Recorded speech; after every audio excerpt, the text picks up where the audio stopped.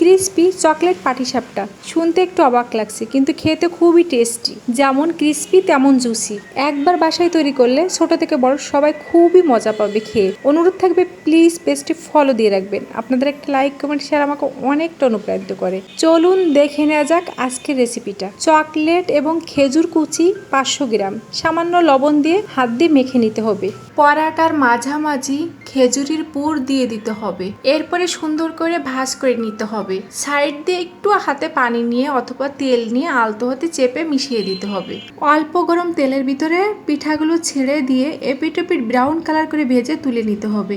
1.5 cup গাঢ় দুধের ভিতরে 2 টেবিল চামচ চিনি, 2 টেবিল চামচ কোকো পাউডার, সামান্য লবণ, কয়েক টুকরা চকলেট, চুলার আঁচটা কমিয়ে রেখে ঘন ঘন নেড়ে চকলেট সিরাপ তৈরি করে নিতে হবে। চকলেট সিরাপ গরম থাকতে থাকতে পিঠার উপর দিয়ে দিতে হবে। তো ভালো থাকবেন সর্বদা। দেখা হবে নতুন কোনো ভিডিওতে। আল্লাহ হাফেজ।